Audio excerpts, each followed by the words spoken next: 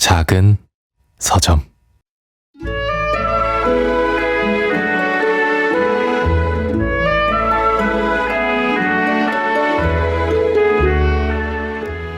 여명숙 여사가 가방 안에 파우치가 없다는 걸 알았을 때 기차는 평택 부근을 지나고 있었다.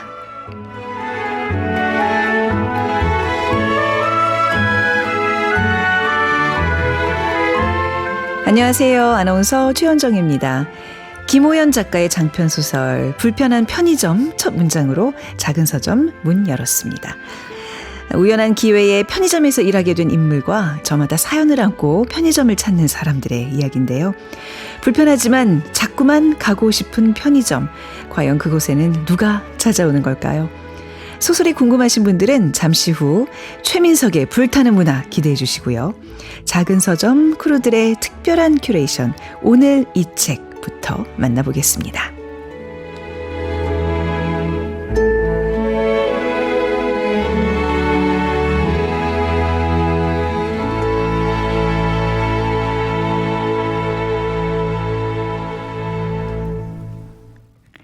KBS 1라디오 작은 서점 최현정입니다. 여러분의 소중한 의견 기다리고 있겠습니다. 자, 참여 방법은 문자와 모바일 플레이어 콩 통해서 남기실 수 있는데요. 문자번호 샵 9730이고요. 짧은 문자 50원, 긴 문자 100원입니다. 모바일 플레이어 콩은요. 앱을 다운로드 받으시면 무료로 메시지를 보내실 수 있습니다.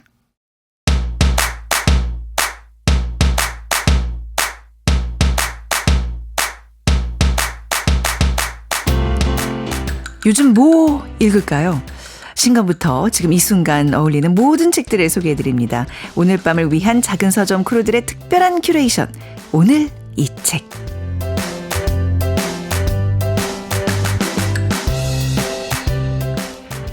서점 예스24에서 13년째 매일 50권의 책을 들여다보고 있는 분입니다. 김유리 MD님 모셨습니다. 안녕하세요. 안녕하세요. 네.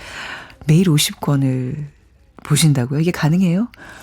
사실 책 등과 목차만 본다고 생각하셔도 네, 무방할 것 같긴 한데요. 네. 네. 그래도 책 제목과 목차만 보는 것도 어마어마한 일인데, 그렇다면 매일 50명의 저자를 만나는 거잖아요. 그럼 뭐 책보다 좀 저자가 더 눈에 들어오는 경우들이 있어요? 네, 있긴 있습니다. 네. 최근에 이제 뜨고 있는 작가이긴 한데 박정민 배우가 추천해가지고 더 뜨긴 했거든요. 네. 하지만 그 전에 제가 먼저 추천을 했다는 네. 네, 성애나 작가님이라고 네. 6년 전에 이제 첫 책을 내셨는데 그 뒤로 작품을 꾸준히 하시다가 이번에 혼모노라는 새로운 소설집을 내면서 이제 그거에 추천사를 박정민 배우가 강하게 쓰면서 넷플릭스보다 더 재밌다. 와. 이렇게 하면서 빵 뜨시긴 했지만 네. 원래 소설을 잘 쓰던 분이었습니다. 아, 그거를 우리 김유리 MD님께서 미리 알아보셨다. 네, 그런 셈이죠. 네, 바로 그런 분과 오늘 함께합니다. 오늘 이 책, 오늘 어떤 책을 가져오셨나요? 네, 릴리 댄시거라고 뉴욕에서 활동하고 있는 에세이스트고요. 여자의 우정은 첫사랑이다 라는 책입니다. 여자의 우정은 첫사랑이다. 어떤 책이길래 이 책을 고르셨나요? 네. 제가 저 나름대로의 영업 비밀이 있다면 영업 비밀 여기서 오늘 네. 공개하시나요? 네. 해외서를 읽을 때 가장 중요하게 생각하는 게 역자분이거든요. 그래서 번역하시는 네. 분. 네. 이게 저희 한강 선생님도 번역가가 어떤 사람이었는지가 엄청 중요했다고 그쵸. 노벨문학상 수상할 때도 그 포인트가 있었다고 했는데요. 이제 아무래도 저도 문학도서를 주로 보다 보니 번역가가 얼마나 원문의 뜻을 잘 살리고 그리고 한글을 유려하게 표현해내는가 이 부분이 가장 중요하더라고요. 네. 그래서 역자가 일단 송선별 번역가인 걸 보고 고르게 됐습니다. 네. 아, 저도 이렇게 해외에서 볼 때 사실 번역 때문에 좀 이해가 안 되는 부분들이 분명히 있었거든요. 근데 우리 김유리 MD님의 그 영업 비밀은 번역가의 이름을 좀 살펴라. 그러면 저도 앞으로 이제 이런 송선별 번역가나 좀 유명하신 분들을 좀 찾아가면 좀 그 문제가 좀 해결이 되겠네요. 네. 다른 책들도 엄청 네. 좋아요. 송선별 선생님이 번역서 중에 하나가 나는 점점 보이지 않습니다라는 책이 있거든요. 그 책도 이제 점점 시력을 잃어가는 망막에 관련된 질병을 가진 그 작가가 자기의 시각을 잃어간다는 것 그리고 장애인이 되어간다는 것에 대한 논픽션을 쓰셨는데 그런 책을 보다 보면 번역가가 어떤 책을 고르는구나. 특히 송선별 작가 같은 경우에는 여성이라든지 네. 성소수자 그리고 장애인, 노인 관련 이슈들을 많이 번역하셔서 네. 내신 번역서 중에 저랑 좀 제가 주로 생각하고 있는 주제라든지 사회적으로 이슈가 될 것 같다라는 책을 좀 장바구니에 미리 담아놓는 편입니다. 저자 릴리 댄시거, 줄여서 이제 릴리라고 말하면 릴리가 가장 사랑하는 사람이자 사촌 동생 사비나가 에세이에서 주로 나와요. 네. 이제 첫 장부터 저자가 사비나와 자신의 관계를 그림 형제의 동화에 그 스노우 화이트와 로즈 레드라는 동화가 있어요. 네. 그 동화에 나오는 스노우 화이트와 로즈 레드로 둘의 관계를 표현합니다. 이 둘이 되게 닮은 자매처럼 나오는데 동시에 정반대의 영혼을 가진 영혼의 쌍둥이 같은 존재로 그려져요. 동화 속에서도. 네. 네. 근데 실제로 이제 릴리와 사촌 동생 사비나도 둘이 기질적으로 전혀 다른 사람인 것처럼 처음에는 표현이 돼요. 네. 저자는 이제 자유를 갈망하고 심지어 고등학교까지 자퇴를 하는 사람이지만 사촌 사비나는 완벽한 학점을 유지하는 모범생으로 자라나는 그런 학생입니다. 네. 이렇게 너무나 달라서 사실 어린아이들의 시간이 지나면 이 둘이 너무 다르다 보니까 사이가 멀어질 거다 이런 생각을 많이들 하시잖아요. 네. 근데 그 성장 과정에서 둘이 너무 다르지만 그들의 우정이 어떻게 피어나는 것에 대한 포인트가 네. 이 에세이에 주로 나옵니다. 네. 네. 사촌인데 우정을 나눈다. 그럼 두 사람의 우정은 뭐 변함이 없는 건가요? 뭔가 반전이 좀 있어야 얘기가 될 텐데. 다행인지 불행인지 모르겠는데 반전이 없긴 해요. 왜냐하면 미국은 좀 사촌 동생 개념이 네. 저희가 생각하는 뭐 피로 맺은 그런 관계가 아니라 진짜 친구 관계라고 생각하더라고요. 그래서 네. 물론 피로 맺은 관계지만 우정을 어떻게 나누느냐에 따라서 관계도 많이 달라져서 좀 에세이에는 그 사촌이라고 나오지만 그냥 정상적인 친구 관계라고 네. 생각하셔도 괜찮을 것 같아요. 네. 근데 여기서 또 우정뿐만 아니라 또 죽음에 관해서도 또 굉장히 깊은 고민을 하게 만드는 대목들이 있다고 그러던데. 네, 맞아요. 사촌 동생인 사비나가 네. 갑자기 죽게 됩니다. 네. 이게 에세이가 시작하자마자 몇 페이지 안 지나서 그녀의 죽음에 대해서 이야기를 하게 돼요. 아, 네. 네. 이게 사실 영혼의 쌍둥이라고 불렸던 사비나를 향한 하나의 애도로서의 글쓰기 작업을 한 에세이거든요. 네. 그래서 처음부터 중요하게 등장한 사비나가 죽는 순간 대목에서 독자들이 모두 약간 멈칫하게 되는 네. 포인트가 됩니다. 그게 시작부터 나온다고요? 어떻게 죽게 되는데요?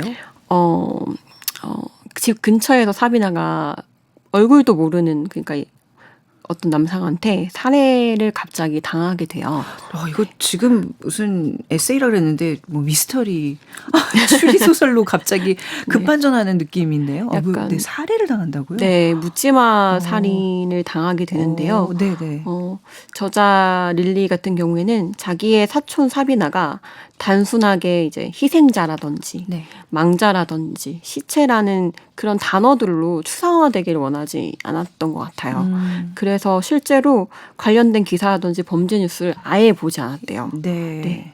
그냥 그 기사를 보면 남성 폭력을 다룬 이야기 속 죽은 소녀로 축소화되고 그녀 자체를 비추지 않는 것 같아서 혹은 자기가 알고 있는 사비나가 아닌 것 같은 생각에 아예 그 기사도 찾지 않고 자기만의 시간을 가졌던 걸로 보입니다. 네.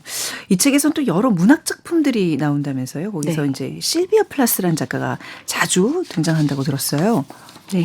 실비아 플러스가 이 저자랑 똑같이 뉴욕을 중심으로 작품 활동한 작가예요. 네. 무엇보다 실비아 플라스 같은 경우에는 슬픔과 고통을 섬세하게 인지한 작가이기도 해서 에어리얼이라든지 벨자 같은 대표작을 많이 썼거든요. 근데 특히 벨자도 이번 에세이에 중점적인 키워드로 다뤄지는데 젊은 여성이 처한 상황을 자전적으로 그린 소설이면서 동시에 삶을 위해 지불해야 하는 것이 죽음이라는 인생의 불완전함을 약간 꿰뚫어 보는 소설입니다. 네. 그러니까 뭐 에세이면서 또 뭐 회고록이기도 하고 근데 또 여러 문학 작품들이 나온다 그러니까 뭔가 이렇게 또 비평 서적 같은 느낌도 들고 뭔가 좀 다양한 색채를 지닌 그런 책인 것 같아요. 마지막으로 좀 특히 인상적인 부분을 꼽아주신다면요. 사실 이 에세이가 외연적으로는 이제 저자 릴리가 겪어온 우정의 연대기 포맷을 가지고 가고 있어요. 네. 근데 동시에 소중한 사람을 잃은 슬픔을 애도하는 회고록도 띄고 있거든요.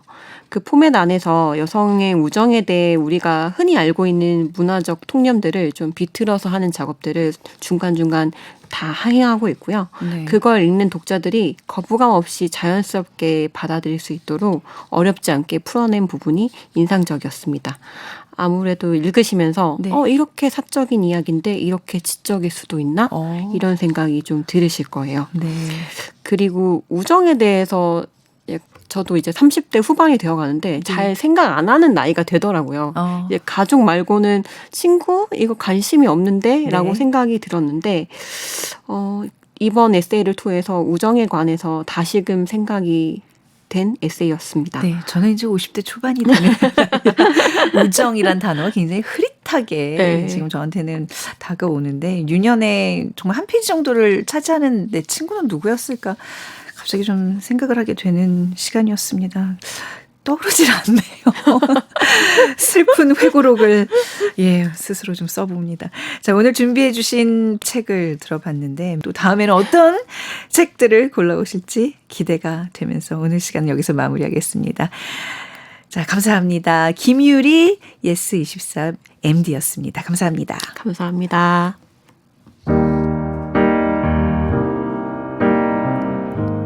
케이시 머스그레이브스의 레인보우 듣고 오겠습니다.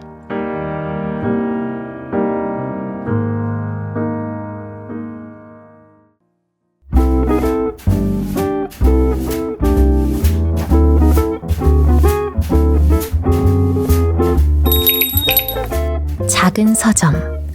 월요일부터 수요일까지는 최원정 아나운서가, 목요일과 금요일엔 장강명 작가가 서점을 지킵니다. 참여하실 분은 방송 중 긴 문자 100원, 짧은 문자 50원이 드는 샵 9730으로 문자 주세요. 여러분의 소중한 의견 기다리겠습니다. 책을 사랑하는 사람들의 북클럽, 작은 서점.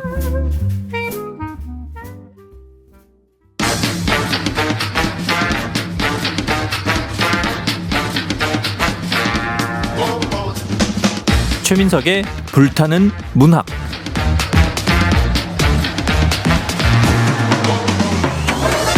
우리 마음을 저미는 명작. 오랜 시간 살아 숨쉬며 여전히 불타오르는 명작. 앞으로 그런 명작이 될 거라 여겨지는 작품까지. 최민석 작가가 아끼는 명작 이야기 작은 서점에서 풀어봅니다. 소설가 최민석의 불타는 문학.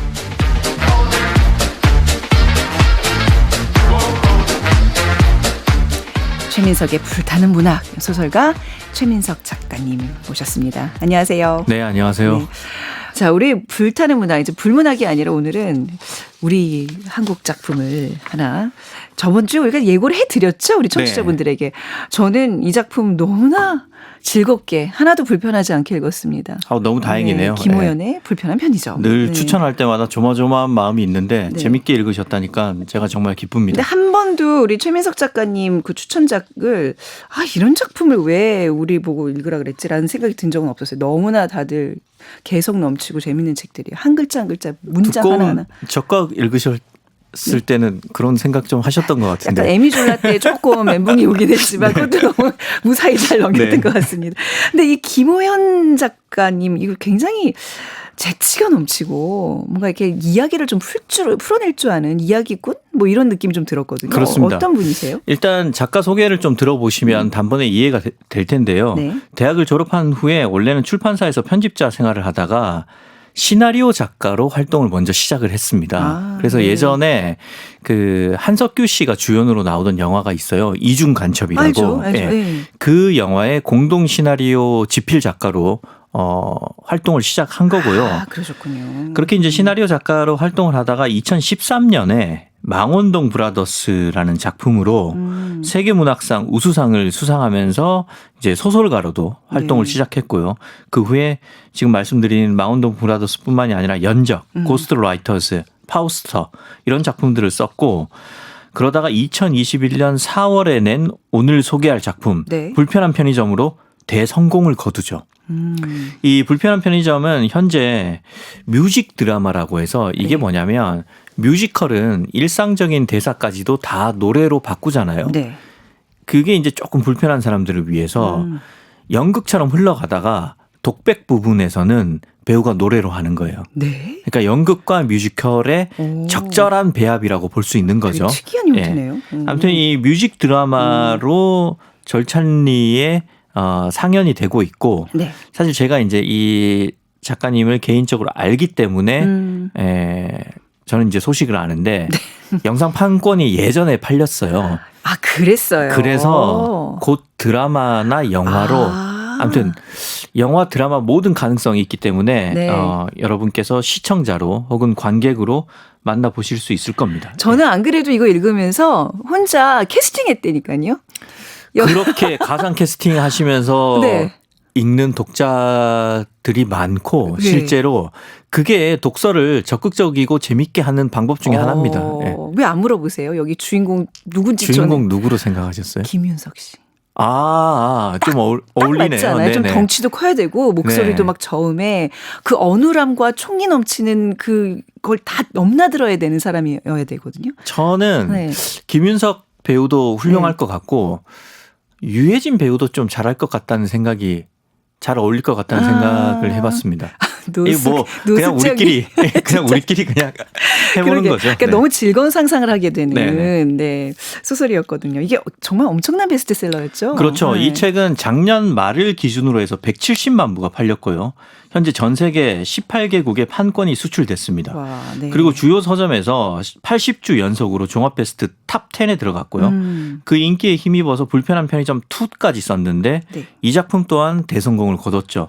그리고 그 이후에 쓴 소설 나의 돈키호테 역시 10만 부 이상 팔리면서 큰 성공을 거두어서 이제는 네. 김호연 작가가 명백한 한국의 베스트셀러 작가로 자리를 잡았습니다. 이렇게 많은 사랑을 받는 결정적인 이유는 뭘까요? 이게 출간 초기에는 사실 반응이 좀 약했어요. 예. 그런데 요즘 그 책을 특히 전자책을 무제한으로 구독할 수 있는 서비스가 있잖아요. 네네. 그 저도 구독하고 있습니다. 네. 이용하시는 약간 뭐 독서계 OTT 같은 서비스인데 네.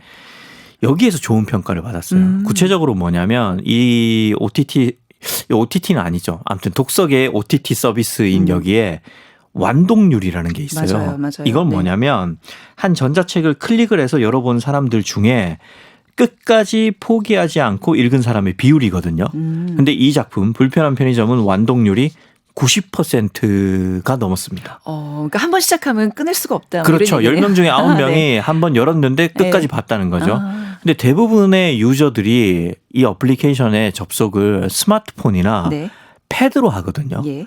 근데 좀 보기 불편하잖아요. 그럼에도 불구하고 불편한 편의점을 중도에 포기하지 않고 끝까지 읽었다는 것은 가동률이 굉장히 높다는 거죠. 그렇군요. 네. 그래서 이게 이제 여기서부터 입소문이 나기 시작해서 요즘 말로 했을 때 역주행을 한 겁니다. 네. 출간하고 좀 시간이 흘렀지만 사랑을 받기 시작했고 그렇다면 이거는 사실 좀 어떻게 보면 하나의 에피소드 기술적인 측면인 거고 본질적으로 그러면 이 작품이 사랑받는 이유는 뭐냐. 그거는 이 작품이 사람들 사이에서 그 식었던 감정의 온기를 회복해 준다는 거죠. 네네. 즉 따뜻한 이야기라는 겁니다. 예. 예. 그래서 큰 그 작품의 정서는 따뜻한 이야기가 그 서사를 이루고 있다는 거고 또 구조적으로 보자면 모든 챕터가 독립적이거든요. 맞아요. 네. 그래서 읽기가 되게 쉬워요. 한 챕터만 읽어도 그냥 좀 휴식을 취할 수 있고 예. 쉽게 넘어갈 수 있는 거죠. 네. 그러면서 전체적으로는 큰 하나의 이야기가 이야기를 있고. 갖고 있기 맞아요. 때문에 네. 쉬면서 읽기도 좋고 몰입해서 읽기도 좋고 네. 예, 이러나 저러나 다 좋다는 거죠. 저는 그 왜 아껴 먹는 사탕 느낌으로 네. 어떡하지? 조금밖에 안 남았네 하면서 정말 소중히 한 챕터 한 챕터 읽었고 더 결정적으로 이게 굉장히 저한테는 도움이 됐던 책인 게 아이 라이딩을 이제 해주는 네. 그 기간이 좀 있었어요. 근래에. 근데 이제 저는 이제 오디오북으로 좀 많이 들었거든요. 근데 거기서 그 자녀를 대해야 되는 그 태도에 대해서 막 이렇게 지금 얘기를 하잖아요. 주인공이. 거기서 많이 반성을 하면서 그래 참아야 하느니라. 뒤를 한번 이렇게 흘겨보면서 그래 너 비록 내 마음에 안 들지만 엄마가 참겠다면서 정말 마음을 다스리는 데 너무 좋은 책이었어요. 작가가 그런 것까지 의도하지는 않았을 텐데 의외로 그 의도치 않은 교육적 기능이 맞습니다. 있네요. 네. 뭐 참 사실 저희 방송에 오늘 좀 스포일러가 포함되어 있을 수 있으니까요. 결말이나 좀 에피소드가 궁금하신 분들은 책을 먼저 읽고 방송을 접해주시면 감사하겠습니다. 제가 조금 첨언을 드리자면 예. 제가 오늘은 아주 핵심적인 스포일러는 하지 않을 생각이거든요. 아. 그리고 이 작품이 각각 독립적인 네. 이야기를 갖고 있다고 했잖아요. 예. 그래서 한 챕터만 중심으로 얘기할 거기 때문에 네네. 오늘은 거기에 대한 부담을 조금 줄여도 좋을 듯합니다. 네, 제가 눈치 없이 이상한 얘기하려고 그러면 한번 째려보세요. 네, 아유, 뭘. 스포일 네, 안 하겠습니다. 알겠습니다. 네. 자, 줄거리 한번 가볼까요? 네. 작품은 은퇴한 전직 교사이자 지금은 용산구 청파동의 한 편의점 주인인 염영숙 여사의 사건에서부터 시작이 됩니다. 염 여사는 KTX를 타고 부산에 다녀왔습니다. 그런데 어디서 잃어버렸는지 지갑이 없어요. 그래서 막 허둥지둥 하는데 02로 시작하는 번호로 전화가 걸려옵니다. 여보세요?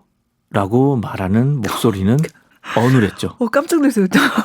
연기, 괜찮아요. 계속하세요. 네, 죄송해요. 깜짝 놀랐어요. 이 전화를 네. 전화를 건 남성은 지갑을 주었다면서 서울역의 한 편의점 앞에서 기다리겠다고 말을 합니다. 전화를 끊고 나서 염 여사는 이 남성의 말투나 목소리로 미뤄보건대 이 남자가 노숙자일 거라고 생각을 하죠. 그리고 잠시 후에 또 같은 번호로 전화가 옵니다. 바로 그 남자입니다. 그 남자가 조심스럽게 말을 꺼냅니다.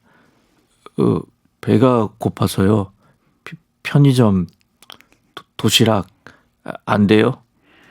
아니, 이북에 성우 대신 이거 하시면 되겠다. 너무 잘하신다. 아, 그런가요? 제가 원래 좀 말을 좀 더듬어서 네.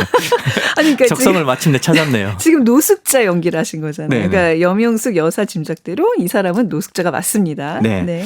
그래서 염 여사는 그러시라고 네. 그런데 도시락만 먹지 말고 목이 마를 테니까 음료수도 같이 사 먹으라고 말을 합니다. 그러고 얼마 지나지 않아서 염 여사의 휴대폰에 결제 문자가 뜨죠. 문자 내용입니다. 네. 박찬호 투머치 참 많은 도시락 4,900원. 네. 음료수는 안 사 먹었다는 거죠.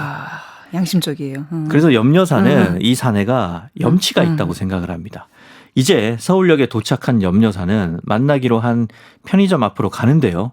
한 남자가 도시락에 얼굴을 묻고 있습니다. 네. 이 남자인 거죠. 네.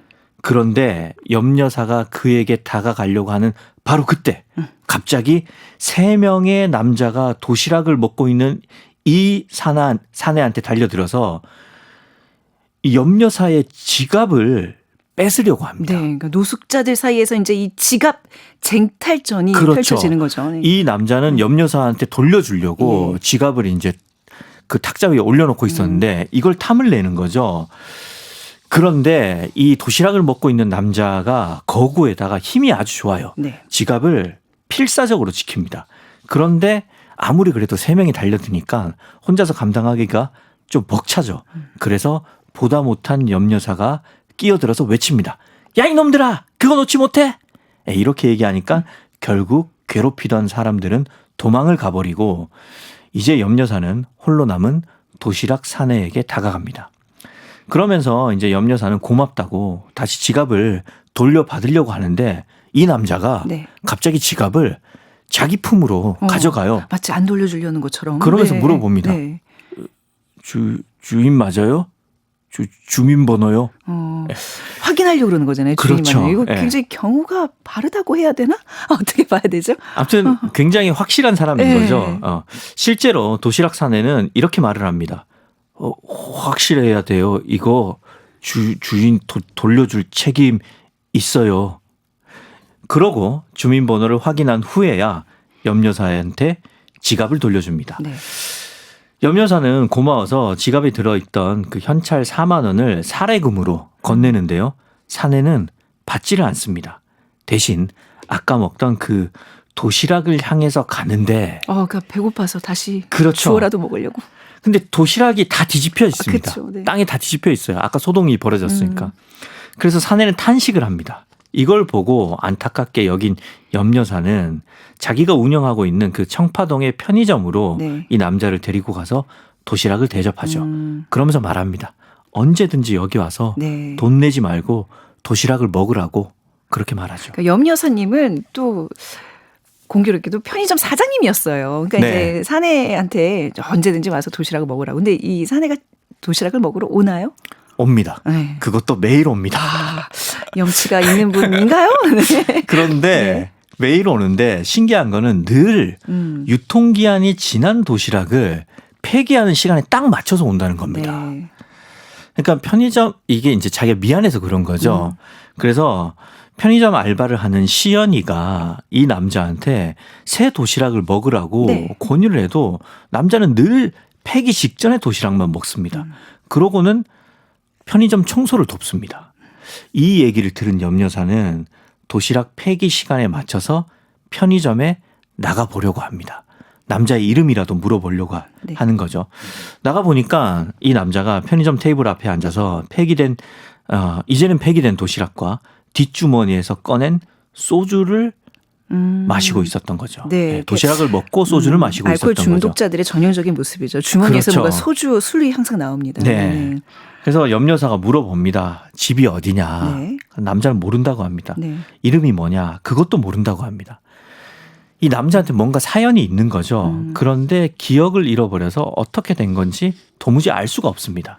그래서 여사가 그럼 그쪽을 어떻게 부르면 좋겠어요? 네. 이렇게 물으니까 이 남자는 독고 네. 이렇게 대답을 합니다. 다들 자기를 독고라고 부른다면서요. 그러니까 이게 독고가 성인지 이름인지 좀 알 수 없는 그런 답인데 이게 좀 중의적이라는 생각이 들었거든요. 그렇죠. 네. 독고라는 게 홀로 외롭다는 뜻도 되니까 네. 이 인물을 잘 설명해주는 호칭인 것 같아요. 네. 아무튼 그리고 이제 염 여사가 중요한 제안을 하죠. 네. 이제 매일 편의점에 그냥 와라. 대신 예. 오는 김에 청소도 그냥 좀 해달라. 그러면 독고 씨는 끼니를 해결해서 좋고 우리는 청소가 되니까 좋지 않느냐. 뭐 누이 좋고 매부 좋고 뭐 가재치고 도랑 잡고 뭐 이런 건데 대신 조건을 내걸어요. 네. 이 야외 테이블에 앉아서 소주를 마시지 말라. 내가 독고 씨를 돕고 싶은데 네. 독고 씨가 자신을 스스로 돕지 않으면 아무 소용이 없어진다. 네. 염 여사가 도울 수 없다. 그래서 술을 먹지 말라고 얘기를 하죠.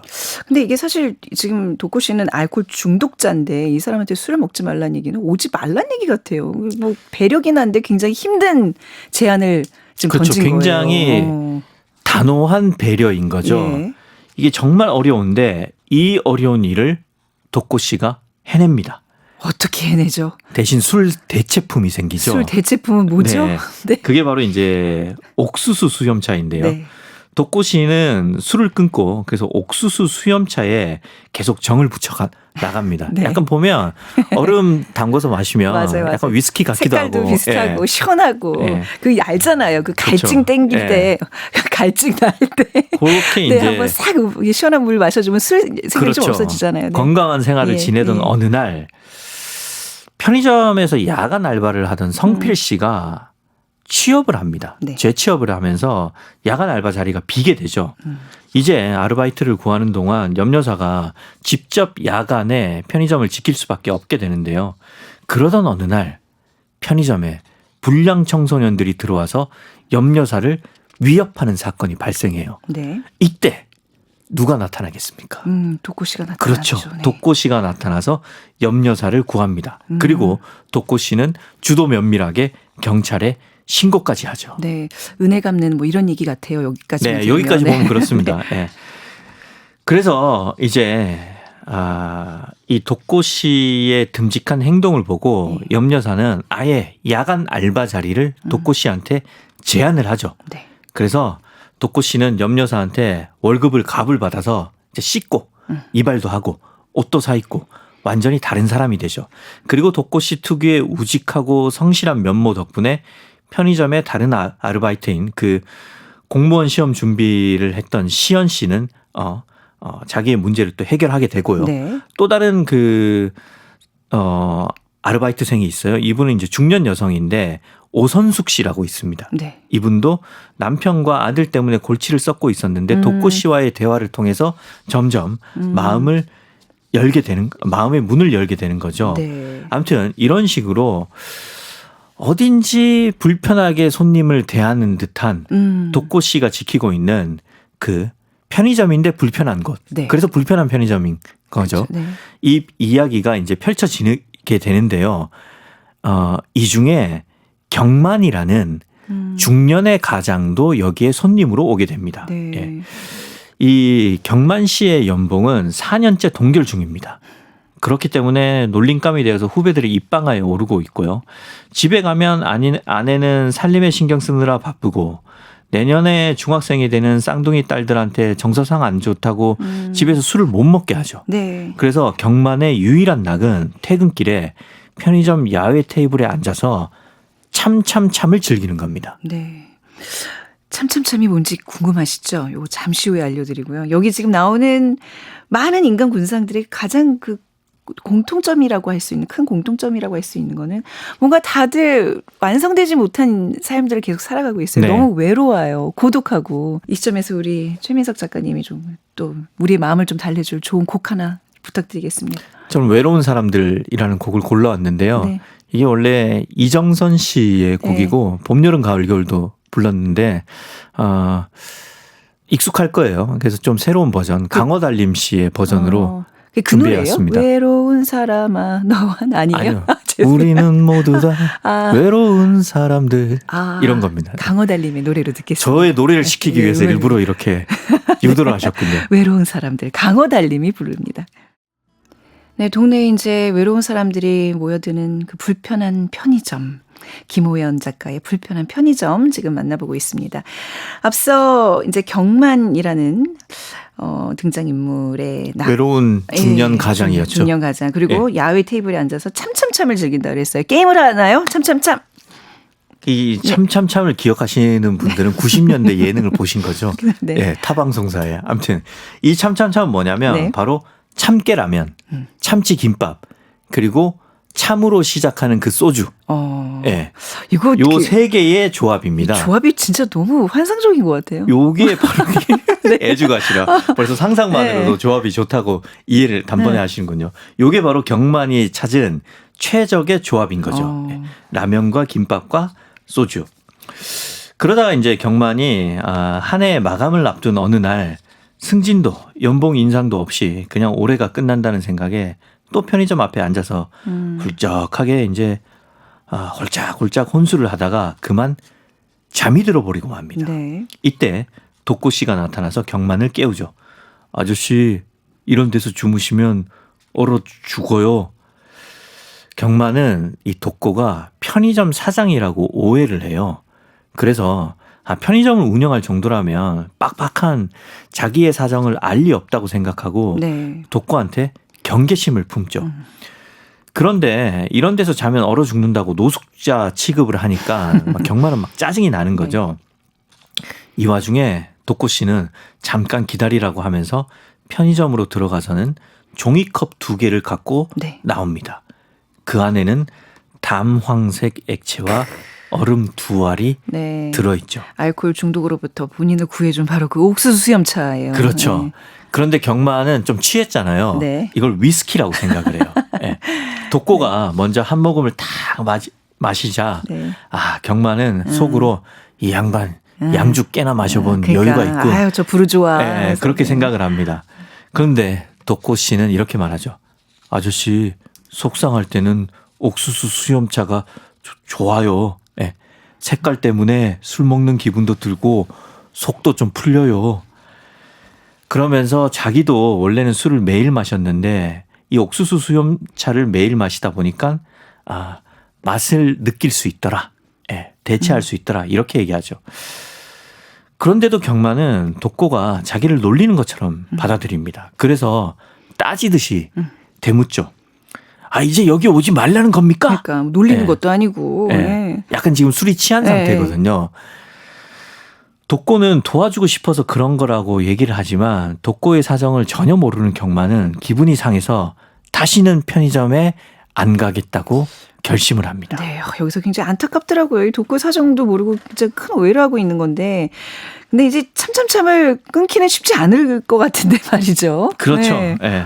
그리고 이제 경마는 연말이잖아요. 네. 예. 연말에 이제 이어진 회식으로 인해서 편의점의 혼술이 그렇게 그립지는 않습니다. 그리고 이제 해가 바뀌죠. 새해가 되니까 다시 회사에서는 굴욕감을 느끼고 집에서는 소외감을 느끼면서 또 술이 그리워지기 시작했습니다. 그러던 어느 날 퇴근길에 편의점 앞을 지나가는데 야외 테이블에 참깨 라면이 놓여 있는 겁니다. 아, 무슨 미끼처럼. 네. 네, 그 순간에 경마는 도저히 참을 수가 없었죠. 그렇죠. 뭐를요? 참참참을. 참을 참을 네. 수가 없는 겁니다. 네. 참을 수 없다. 이 라인까지만요. 네. 참을 수 없어. 네. 참 정말. 참. 네.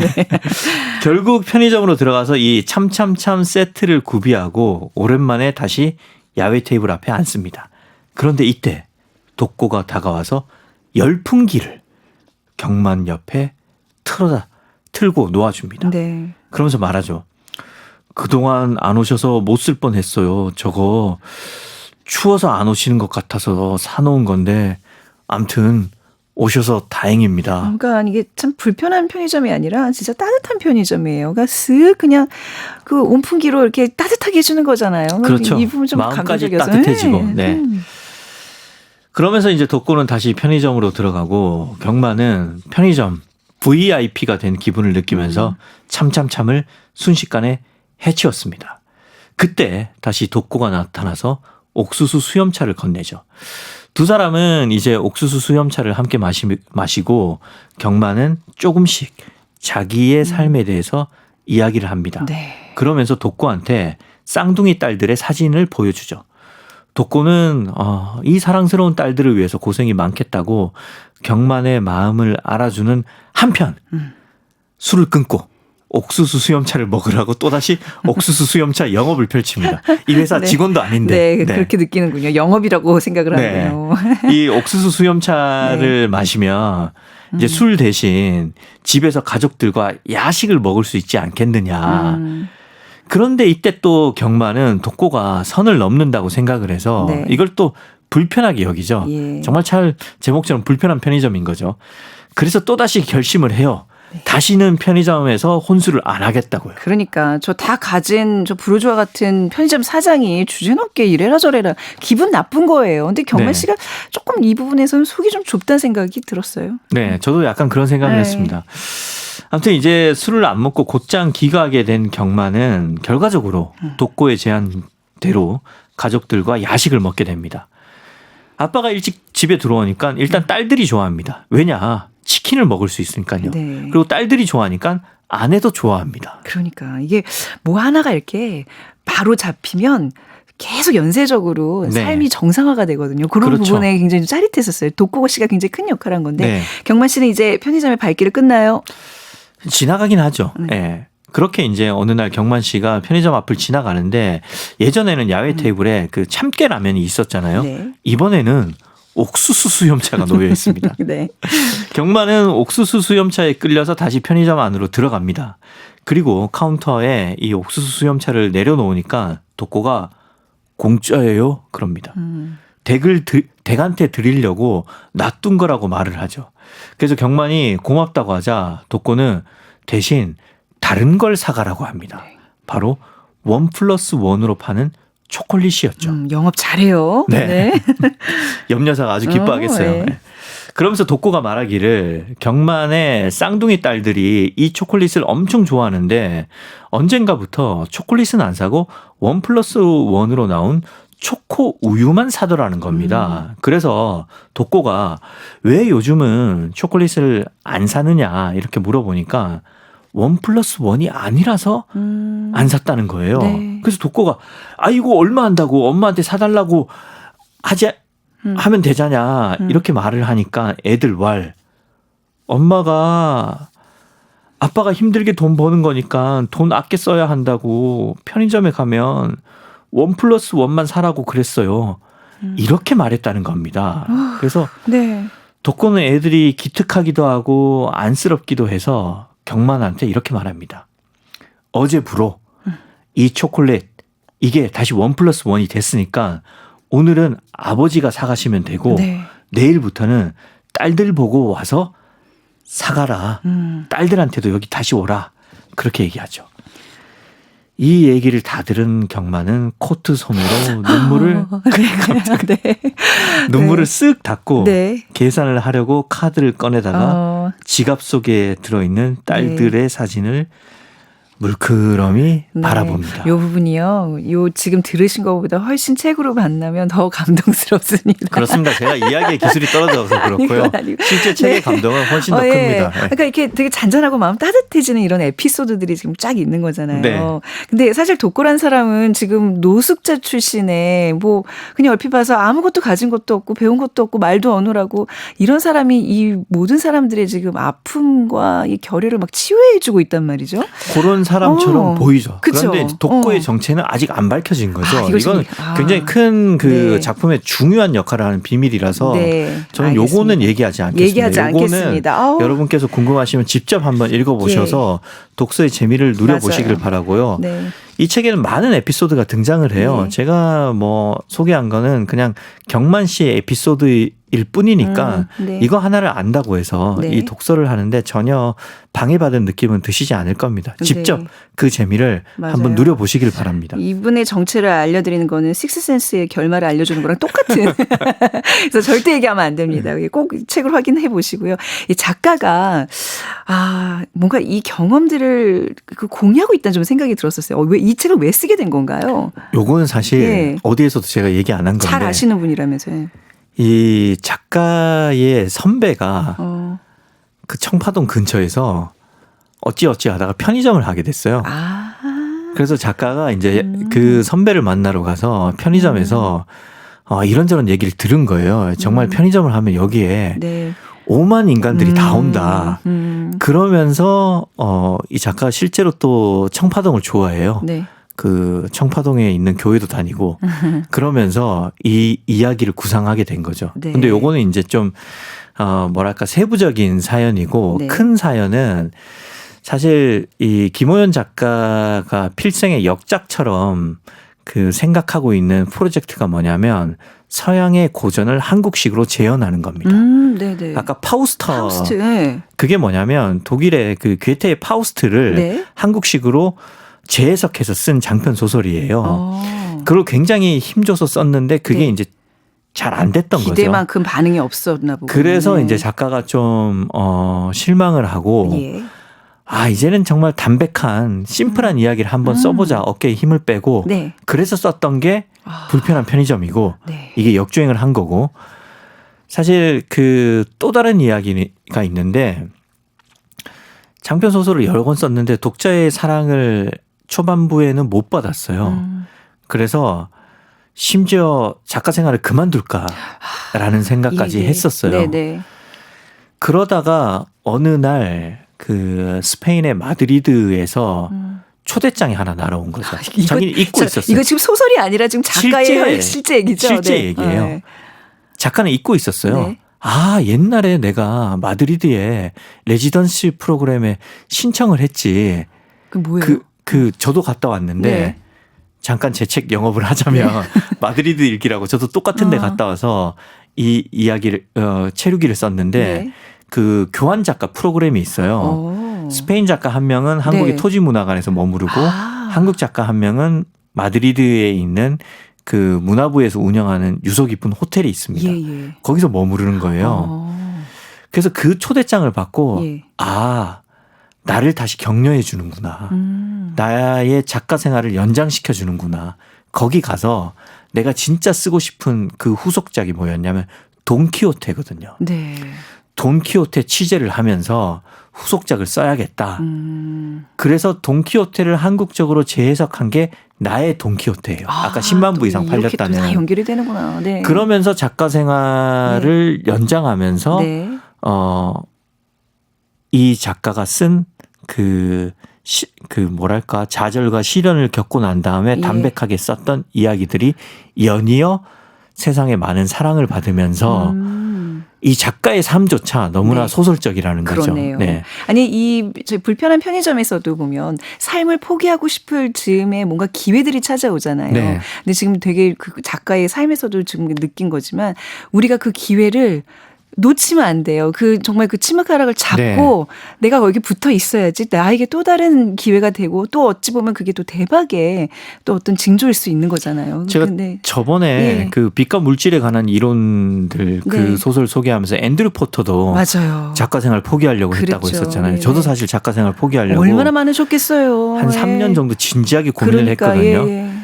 그런 시기가 누구에게나 있습니다. 맞습니다. 사실 불편한 편의점의 주제는 삶이 그대를 속일지라도 슬퍼하거나 노여워하지 말라. 푸시킨의 시처럼 네. 그런 거고 이 작품뿐만 아니라 작가도 자기 삶을 통해서 네.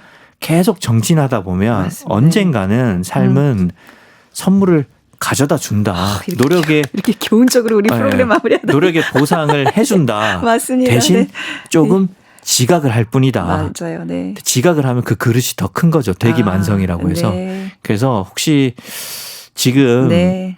이 청취자 여러분 중에 누군가 삶의 폭풍우를 맞이하고 계신다면 버티시면 언젠가는 정말 벚꽃 가득한 예, 정말 너무 따스하고 누리기 좋은 봄날이 꼭 올 겁니다. 네. 삶의 정말 소중한 기회는 지각은 할지언정 결석은 하지 않는다. 그렇습니다. 네. 마무리해 보겠습니다. 오, 좋다. 최민석의 불타는 문학, 불문학 다음 주에 뵙겠습니다. 감사합니다. 고맙습니다. 파이어. 네, 저도 여기서 인사드리도록 하겠습니다. 작은 서점 오늘 문을 닫겠습니다. 지금까지 아나운서 최현정이었습니다.